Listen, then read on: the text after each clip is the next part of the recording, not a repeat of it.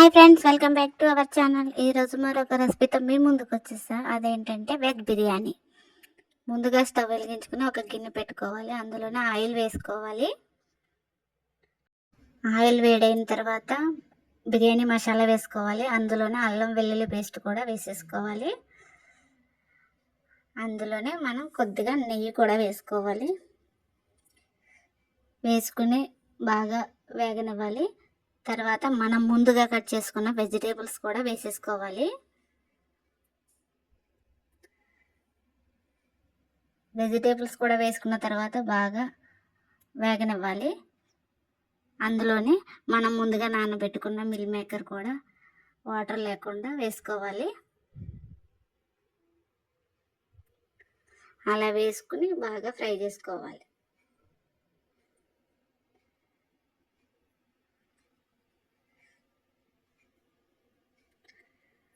5 నిమిషాల తర్వాత మూత పెట్టేసుకోవాలి. తర్వాత మూత తీసి బాగా కలపాలి. అందులోనే కొద్దిగా పసుపు, రుచికి సరిపడినంత సాల్ట్, 2 స్పూన్ల కారం వేసేసుకోవాలి.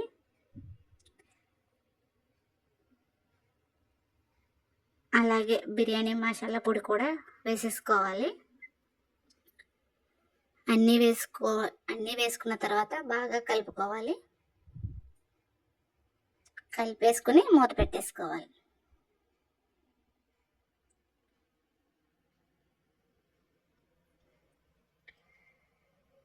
ఐదు నిమిషాల తర్వాత మూత తీసి కలిపేసుకుని అందులోనే రైస్ వేసేసుకోవాలి. రైస్ని కూడా బాగా ఫ్రై చేసుకుని మూత పెట్టేయాలి. తర్వాత మూత తీసుకుని ఒకసారి బాగా కలుపుకోవాలి. కలుపుకుని మనం ఏ గిన్నెతో అయితే రైస్ తీసుకున్నామో అదే గిన్నెతో 2 వంతులు వాటర్ వేసుకోవాలి. వాటర్ వేసేసుకుని బాగా కలిపేసుకుని అందులోనే కొత్తిమీర వేసేసుకోవాలి. వేసేసుకుని మూత పెట్టేసుకోవాలి. పెట్టుకున్న తర్వాత మధ్య మధ్యలో కలుపుతూ ఉండాలి. కలిపేసుకుని మూత పెట్టుకోవాలి.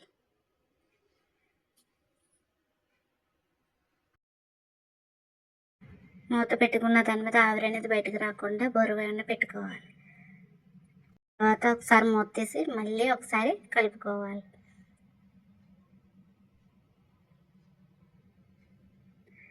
కలిపేసుకుని మళ్ళీ మూత పెట్టేయాలి. మళ్ళీ ఒకసారి బరువు పెట్టేసుకోవాలి.